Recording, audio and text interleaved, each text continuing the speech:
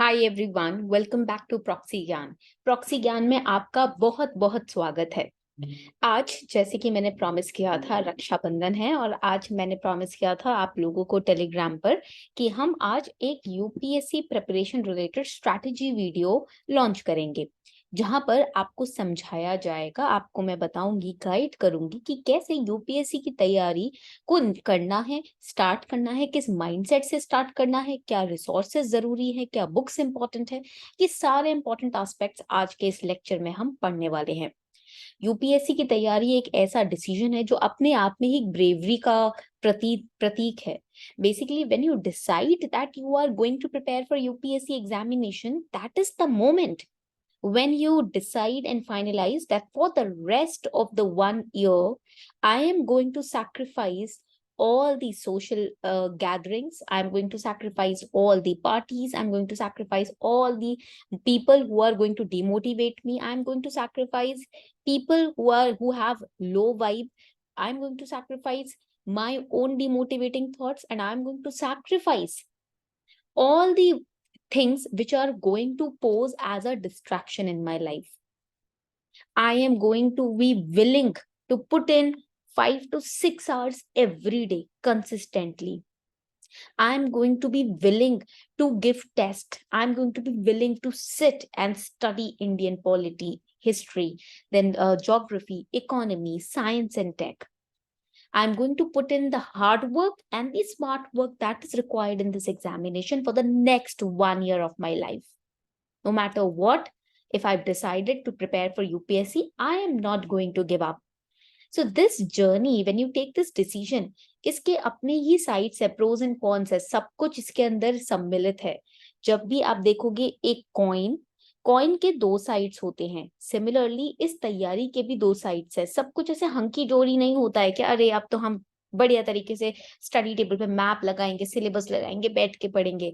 ये तैयारी आपसे सैक्रिफाइस डिमांड करती है। सैक्रिफाइस किस चीज का? कि कंसिस्टेंटली हर दिन मैं 5 से 6 घंटे तो पढ़ूंगा ही पढ़ूंगा या पढ़ूंगी ही पढ़ूंगी। कोई भी आके मुझे डिमोटिवेट करे, मेरी तैयारी पे क्वेश्चन उठाए, मैं उसको नहीं सुनूंगा या नहीं सुनूंगी until and unless I am sure कि I am putting in the required amount of hours into this preparation. I'm not going to let others decide if I can be an IAS or IPS or IRS or IFS officer or not. I have seen students, they come to me and they ask me and they tell me कि ma'am, we are preparing very diligently. We are putting in 4 to 5 hours every day. Every day we are, reading the newspaper, covering the targets. But still our parents or our siblings or our relatives tell us कि no, you have to study 12 hours a day, 18 hours a day. This is not going to sail you through UPSC. UPSC exam is not for everyone. You are not going to become an IAS officer. Or it is this exam requires tapasya, very ghor tapasya, and you are not ready to participate in that particular sacrifice or tapasya for this exam. And because of this, ma'am, we get demotivated and we start questioning our own capabilities. But why? If you know that 5 hours consistently आप दे रहे हो, जो कि हर कोई नहीं दे पाता, अगर आपको पता है मेरे पास एनसीईआरटी चाहिए, वो मेरे पास है, जो मेरे पास जज्बा चाहिए इस एग्जाम की तैयारी के लिए वो है, अगर आपको पता है, आप श्योर हो, कॉन्फिडेंट हो कि धीरे धीरे ही सही, कछुए की चाल से ही सही, बट मैं रेस जीत लूंगा, हर दिन मैं धीरे धीरे उठूंगा, खुद को उठाऊंगा, तैयार करूंगा, माइंडसेट बिल्ड करूंगा, पढ़ूंगा, सोने से पहले टेस्ट दूंगा छोटा सा, previous year question paper check करूंगा और फिर सोने जाऊंगा, फिर पढ़ा मैंने, फिर इस टॉपिक पे previous year question paper check किए, सॉल्व किया, सोने गया। अगर मैं डेली रिचुअल ये निभा रहा हूं तो एक दिन ये तपस्या भले ही छोटी ही सही बट सफल जरूर होने वाली है। आपको दूसरों के बारे में नहीं सोचना, आपको खुद के बारे में सोचना है। क्या आप कंसिस्टेंट हो? अगर आप हो तो दुनिया जो भी बोलती है बोलने दो, आप चलते जाओ। एंड नेक्स्ट 1 साल अपने लाइफ का आपको इस एग्जाम को देना है, बट इसको 5 साल का गवर्नमेंट प्लान बनाकर नहीं चलना कि 5 ईयर प्लान हो गया, मेरे पास तो अटेम्प्ट्स हैं, 6 अटेम्प्ट्स हैं मेरे पास, देते जाएंगे। नहीं, ये गलती नहीं करनी। अपने जीवन का 1 साल शिद्दत से किसी चीज को दो और वो वर्कआउट जरूर करेगा। बट अगर हाफ हार्टेडली दोगे कि चलो ये नहीं हुआ तो अगले साल फिर से दे देंगे, अगर इस तरीके से सोच के चलोगे तो ये एग्जाम नहीं होगा क्लियर। ठीक है। तो आपको पहली बात क्या करना है, एक माइंडसेट तैयार करना है कि मैं नेक्स्ट 1 ईयर अपने लाइफ का इस एग्जाम को पूरी शिद्दत से दूंगा। कहीं ऐसा नहीं हो कि मैंने गड़बड़ की हो, या मैंने PYQs ना देखी हो, मैंने NCERT ना पढ़ा हो, बीच में मैं भटक गया हूं, 2 महीने मैंने खराब कर दिए, नहीं।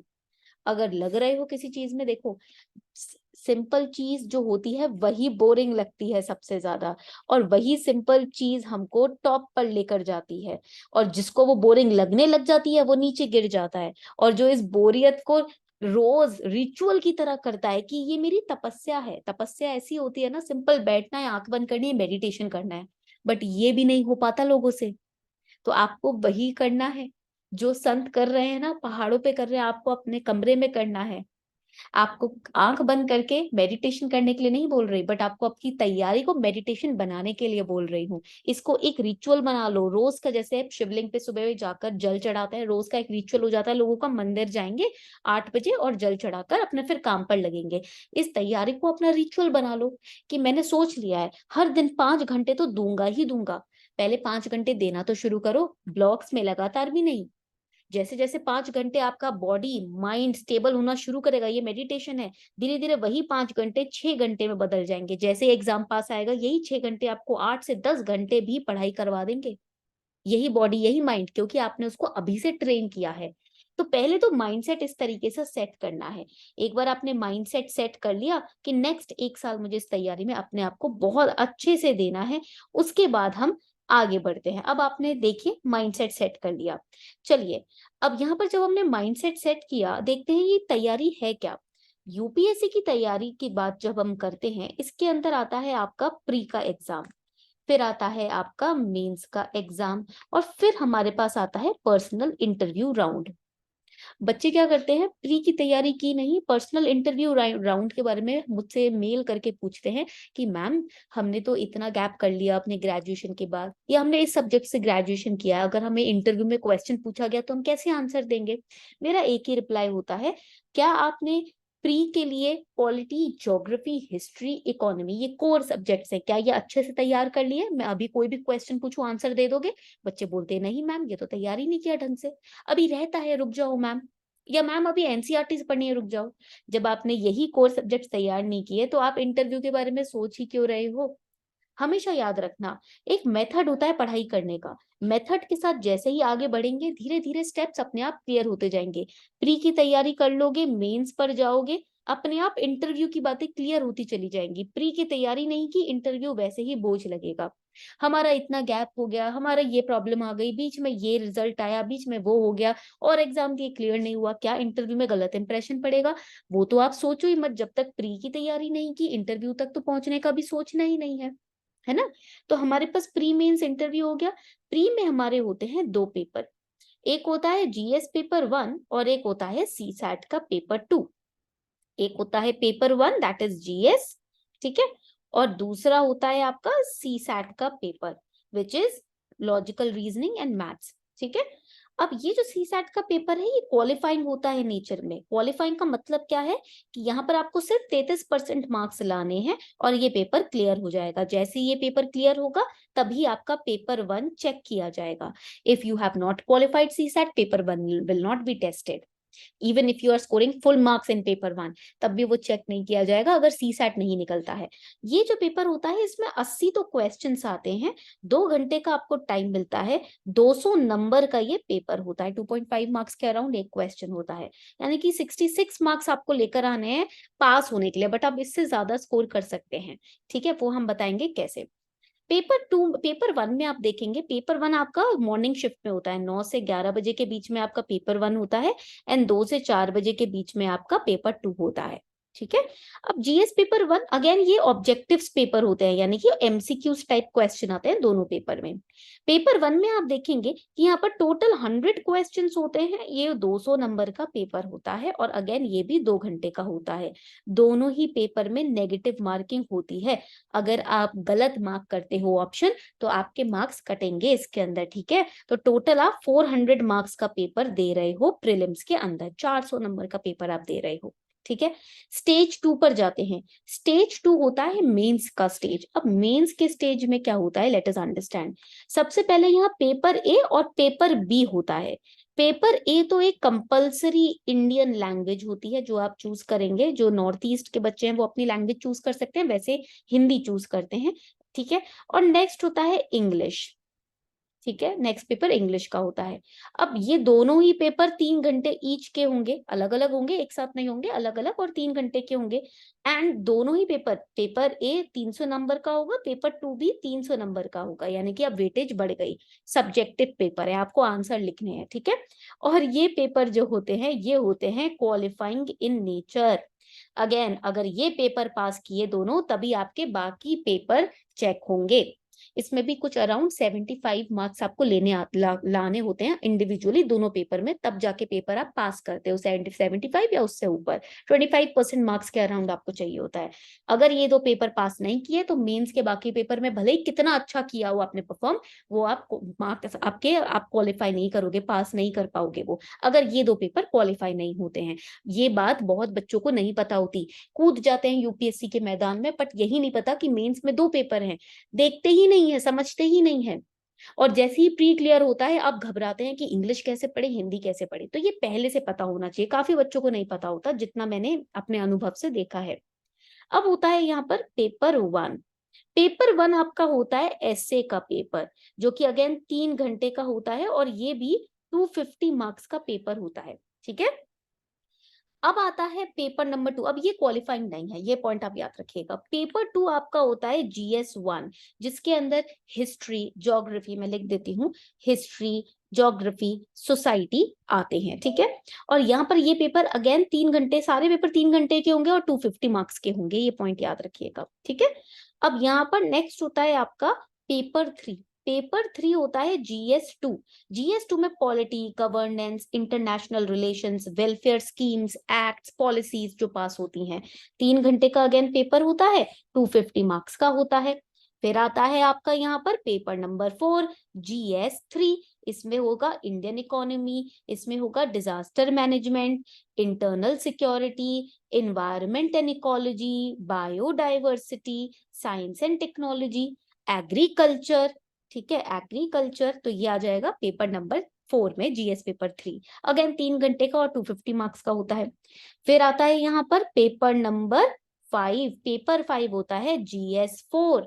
GS4 होता है एथिक्स, इंटेग्रिटी और एप्टीट्यूड। ये पेपर सबसे इजी पेपर है, एथिक्स, इंटेग्रिटी और एप्टीट्यूड। इसमें क्वेश्चन आपके पर्सनैलिटी, आपके मॉरल्स, आपके वैल्यूज क्या है, उसके ऊपर बेस्ड क्वेश्चन आते हैं। तो ये पेपर अटेम्प्ट करना बहुत इजी होता है। लास्ट में जब पेपर 4 देने जाते हो ना आप हॉल में, आप बहुत संतुष्टि के साथ जाते हो, क्योंकि इस पेपर में आपके व्यक्तित्व की जानकारी ली जाती है। इस पेपर में आप कैसे इंसान हो, कैसे सोचते हो, केस स्टडीज दी जाएंगी कि अगर आप एक IAS ऑफिसर हो, इस तरीके के केस आपके सामने आ रहा है, आप कैसे उस वक्त डिसीजन लोगे। तो ये पेपर आपके सोचने के तरीके को जांचता है। तो ये पेपर कंपैरेटिवली इजी होता है, क्योंकि हम अपने आप को अच्छे से समझते हैं। हम और दुनिया को पागल बना सकते हैं, बट हम जानते हैं कि हमारा मन कैसा है, हम जानते हैं हम कैसे हैं, हमारे वैल्यूज क्या है, हमारे मूल्य क्या है, लाइफ जीने के प्रिंसिपल्स क्या है, सच्चाई, अकाउंटेबिलिटी, रिस्पॉन्सिबिलिटी, इन टर्म्स का मतलब हम समझते हैं, हम बड़े हो गए हैं अब, है ना।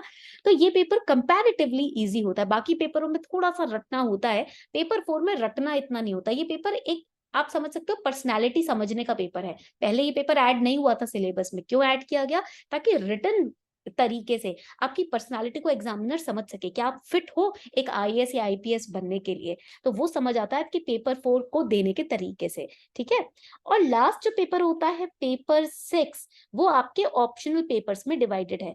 ऑप्शनल 1, ऑप्शनल 2, एक ही सब्जेक्ट चूज करना है, बट उसके 2 पेपर्स होंगे, ठीक है। एक उसका थियोरेटिकल पेपर, एक उसका थोड़ा सा एनालिटिकल पेपर। तो ये 2 पेपर भी 250 मार्क्स के होते हैं। और ऑप्शनल पेपर से आपकी रैंक भी बनती है, क्योंकि आपको एक सब्जेक्ट चुनना है। 22 सब्जेक्ट की लिस्ट दी जाती है यूपीएससी की वेबसाइट पे, उसमें से एक सब्जेक्ट चुना, उसको अच्छे से पढ़ा, वो सब्जेक्ट आपके इंटरेस्ट का होगा। जब आपके इंटरेस्ट का सब्जेक्ट है, आप अच्छे से पढ़ेंगे, तो आप उस पेपर को अच्छे से अटेम्प्ट भी कर पाएंगे, क्योंकि वो आपका चुना हुआ सब्जेक्ट है, वो यूपीएससी ने आपके ऊपर थोपा नहीं है, है ना। तो इस सब्जेक्ट में ना बच्चे अच्छा स्कोर करते हैं। जब आप इसमें और अच्छे मार्क्स लेकर आओगे, आपकी रैंक इंप्रूव होगी, ऊपर पुश होगी। बाकी पेपर्स यूपीएससी ने आपको बताए ये पढ़ना है तो पढ़ना है, भले ही हिस्ट्री पसंद आए ना आए, बट ऑप्शनल के 2 पेपर में आप अपना एक सब्जेक्ट अपने मन से चूज कर सकते हैं। ठीक है। और फिर होता है पर्सनल इंटरव्यू राउंड। तो यहाँ इंटरव्यू राउंड में आपसे आपकी पर्सनालिटी को चेक किया जाता है। यहाँ कोई बुकिश क्वेश्चंस नहीं पूछते, यही देखा जाता है आप सच कितना बोलते हैं, आप कितने ऑनेस्ट हैं, आप कितने हाजिर जवाब है, या आप कितना अच्छे से सोच कर चीजों को करते हैं। ऐसे ही जो मुंह में आया वो नहीं बोल देना, कितना सोच कर शांति से आप आंसर करते हैं, आपकी पर्सनालिटी कितनी काम है, आप स्ट्रेस को कैसे हैंडल करते हैं। क्योंकि पहली बार एक बोर्ड को फेस कर रहे हैं आप, उस वक्त इंसान स्ट्रेस्ड होता है, बट उस स्ट्रेस में भी अपना डिमीनर, अपना पोस्टर एकदम वेल बिहेव रखना, अपने आप को शांत रखना, ये सारी चीजें चेक की जाती है इंटरव्यू के राउंड में। तो इंटरव्यू के राउंड में घबराना नहीं है, आपको ऐसे बात करनी है, इस तरीके से आपको प्रेजेंट करना है जैसे एक युद्ध के मैदान में अर्जुन शांत दिमाग से कृष्ण के समझाने के बाद गए थे, और उन्होंने उसी मेडिटेटिव भाव से लड़ाई लड़ी थी, जानते हुए कि सब वो कर रहा है, मैं बस एक इंस्ट्रूमेंट हूँ। जब आप ऐसे जाएंगे इंटरव्यू में, तो आपका पर्सनैलिटी निखर कर सामने आती है। ठीक है। तो ये एक बेसिक स्ट्रक्चर है यूपीएससी की तैयारी का, कि इस तरीके के एग्जाम आते हैं। अब बात आती है तैयारी करनी कैसे है। देखिए, यहाँ पर सबसे पहले याद रखिएगा, करंट अफेयर्स का महत्व या इंपॉर्टेंस बहुत ज्यादा है। क्यों है मैं बता देती हूँ। क्योंकि ये एग्जाम जो आप दे रहे हैं ये करंट अफेयर बेस्ड है। आप एक आईएएस या आईपीएस या आईएफएस ऑफिसर है या आईआरएस ऑफिसर है, आप फील्ड में काम करेंगे लोगों के बीच में।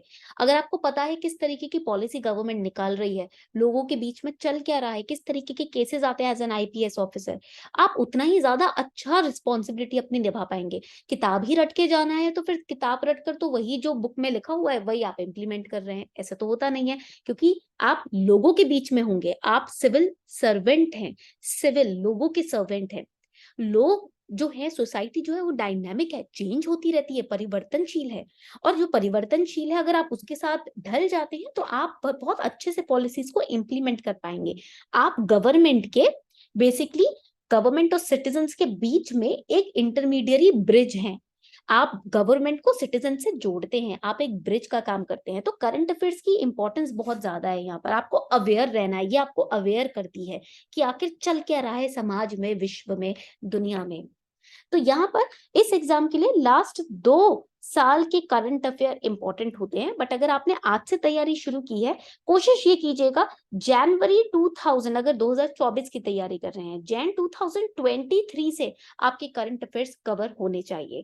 बैकलॉग होता है, काफी सारे इंस्टीट्यूट्स के मटेरियल्स है, मैगजीन से आप उनसे बैकलॉग कवर कर सकते हैं। और आज से द हिंदू न्यूज़पेपर पढ़ने की आदत डालनी शुरू कर दीजिए, स्पेशली द एडिटोरियल सेक्शंस। क्योंकि एडिटोरियल सेक्शंस आज जो बच्चा आईएएस बन भी गया है ना, आप टॉपर्स की अब की इंटरव्यू जर्नी देखेंगे, उसमें भी उन्होंने कहा है कि even after becoming an IAS officer हमारा ये रिचुअल है कि सुबह उठ के हम हिंदू न्यूज़पेपर के एडिटोरियल्स पढ़ते हैं, ताकि हम अवेयर रहें, अप टू डेट रहें कि हो क्या रहा है।